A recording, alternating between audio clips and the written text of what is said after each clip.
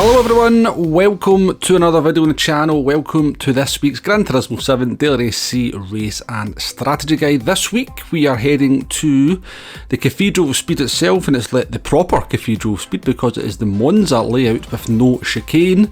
So top speed essential at this one. 12 laps to get round, tyre wear at ×5, fuel at ×1, just the racing hard tyres available. No mandatory rules for this one in terms of tyres or pit stops.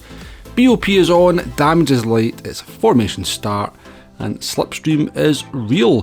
Fairly original combo, to be fair. We don't very often go to Monza no chicane, either in Gran Turismo 7 or in the past with Gran Turismo Sport. It was a fairly rare track to be used. So, credit where credit's due, it's a fairly original combination, but the settings, as you can probably work out for yourself, are not quite the best.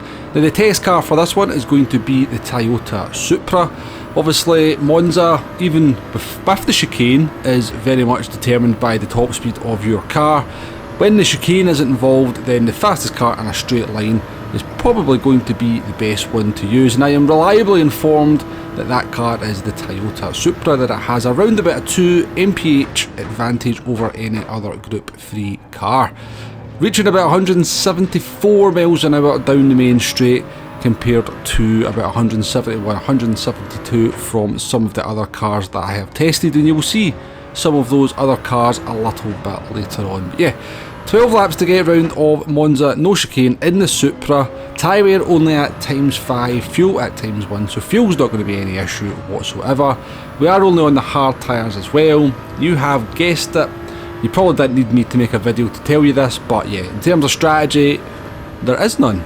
Pretty much no strategy whatsoever. The only thing that's going to come into play a little bit with this one is the tyre wear towards the end, and I shall show you how those tyres are going to be looking at the end of the race. But this is the midpoint of the race, so 6 laps into it, you can see there's very little tyre wear at that point. So as you can probably work out, there's not going to be too much tyre wear at the end. Just for the sake of it, I did work out what the pit loss would be if you were interested. If you happen to maybe have a Group 3 race at Monza at some point in the future and you're wondering what that pit loss is going to be, then here is the information for you. So coming into the pit box, we're going to change the tyres onto a new set of hard tyres. Not too long to get the car into the box, to be fair. We're only stationary for 4.5 seconds to get all 4 wheels and tyres changed back out onto the track. Obviously we're coming out here at a slightly reduced speed to a car that's going to be at racing speed, so the kind of pit loss is not worked out until you get down to pretty much the braking zone for, I guess, what would be considered turn 2, because I guess Corvette Gr3 is considered turn 1. But yeah, 16 seconds is the pit loss if you are interested whatsoever. But back to our race run here, on to lap 12, and yeah, the lap times have been fairly consistent as you would expect. The tyre wear not too high whatsoever, fuel not really burning off that much either, only at ×1. Here's how the tyres are looking as we come down the second last straight just before Parabolica, so a little bit of wear on the rear tyres there, but yeah, not going to give too many people too much trouble. If you're particularly bad on tyre wear, you might find yourself struggling compared to some of the cars around you on the last couple of laps, but yeah, I'd imagine 99.9% of people are going to be able to deal with that tyre wear without any issue whatsoever.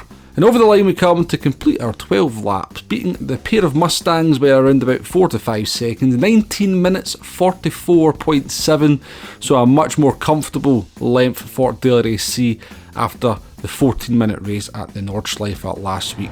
Always good when we get much closer to that 20-minute mark, I think you will agree. So with Polyphonia Digital not giving me too much material to work with here in terms of the strategy, I have fleshed the video out a little bit here by testing some other cars, and I think I can use these other cars to kind of demonstrate to you why the Supra has such an advantage. So the lap time, the fastest lap that's been set, was done by a Supra, by me, 138.7, and we're in the Mustang here, Ford Mustang, coming down towards Corvette Gr3, and the first sort of sector checkpoint is at the just before the first chicane on this no chicane layout. That's a bit of a weird statement, but yeah, you'll just see how much time the Mustang is losing to the Supra down to that first sector. So that's just all straight line speed. It's all free lap time for the Supra over the Mustang.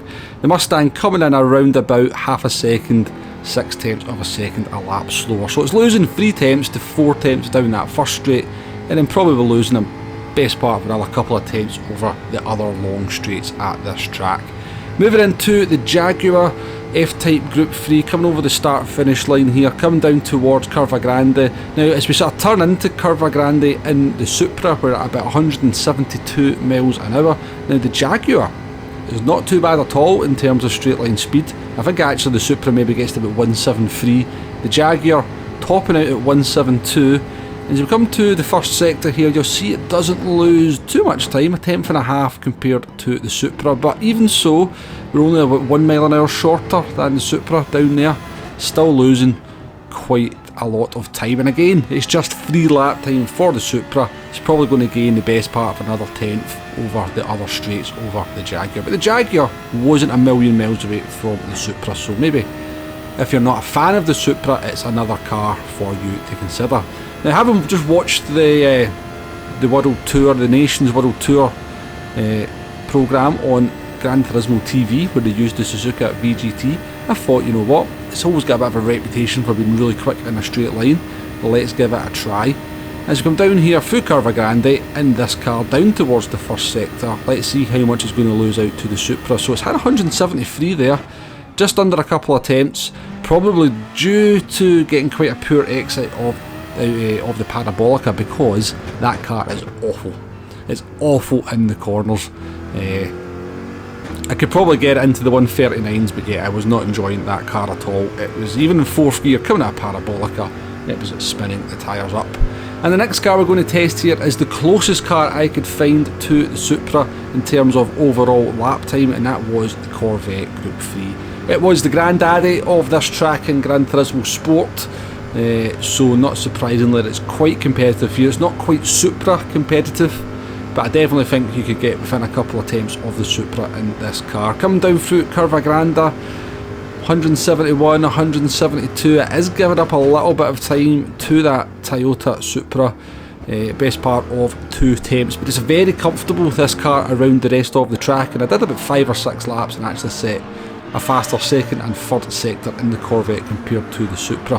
But yeah, overall, can't test every car. I would like to have tested the McLaren F1 just to see what kind of top speed it's going to do, but I don't actually own the Group 3 car, so that wasn't possible.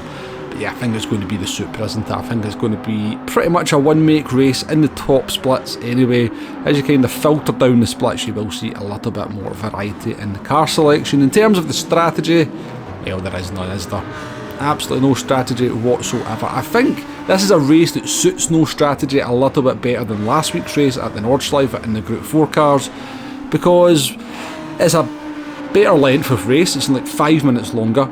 We're on a track where it is possible to overtake, so that was just something that was nearly impossible in the Nordschleife until you got to the main straight.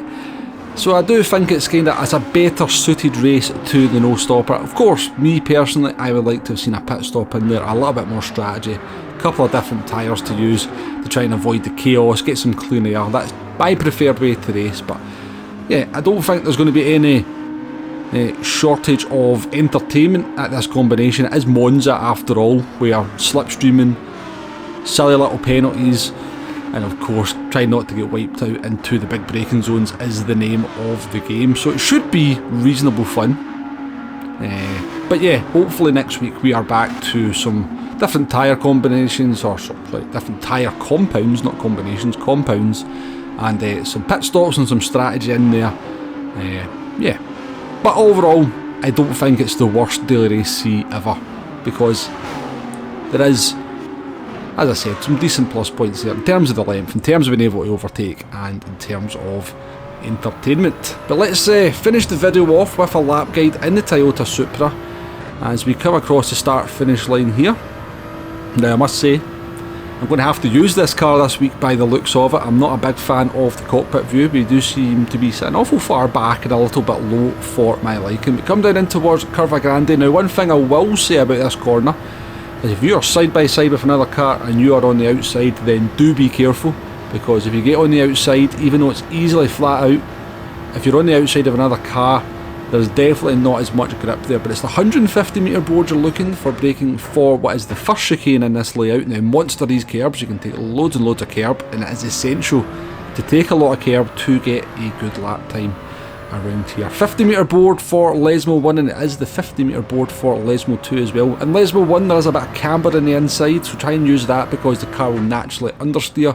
Again, car will try to understeer here. If you get out onto that astroturf and maybe even touch the gravel, then you lose a little bit of speed, momentum, and you're going to be carrying that all the way up here towards Ascari. Coming up to Ascari, you are looking for just under the bridge. There's a little path to the right hand side, just at the sort of second sector point. Take a lot of curb on the inside. You're basically trying to straight line the Ascari chicane as much as possible. It is tricky.